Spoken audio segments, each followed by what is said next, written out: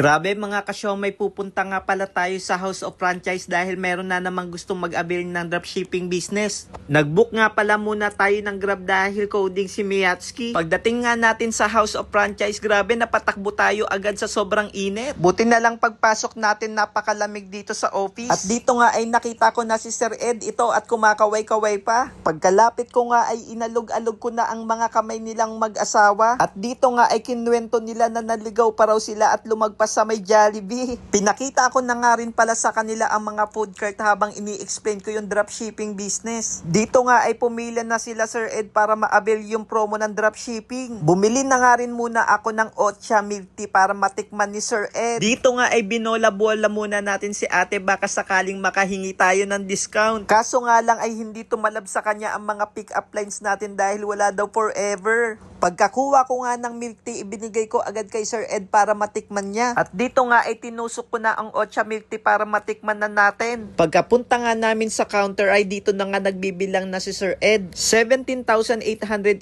nga pala ang kailangan niyang bayaran para ma-avail niya ang promo ng dropshipping. Inabot ko na nga rin pala sa kanya yung piso para pangbayad sa promo na worth 9,000 freebies. Dahil nga sa ganda ng promo ng company, halos 36,000 na worth of products ang nakuha niya. After nga namin magbayad, binilihan ko naman sila ng Siomai King. Syempre, hindi kompleto ang siomai kapag walang gulaman. Pagkakuha ko nga ng gulaman ay inabot ko na sa kanila. At dito ay nagbibideo na rin pala sila. After nga namin kumain ay dito na nga tinawag na si Sir Ed para kunin yung freebies niya. Halos 36,000 worth of products pala ang nakuha niya. Ang maganda dito, may lifetime business na si Sir Ed at meron pang dropshipping business. At ang maganda pa dito, ako mismo ang magtuturo sa kanya step by step kung paano gagawin ang negosyo. Dito kasi sa dropshipping business, cellphone at internet lang, pwede ka na magsimula. Dito nga ay hinatid ko na sila Sir Ed dahil may lakad pa raw sila. Sa TikTok ko nga lang pala nakilala sila Sir Ed. At dahil daw nakita daw nila yung mga video ko at na-inspire daw sila. Maraming salamat po pala sir sa tiwala at congrats sa business.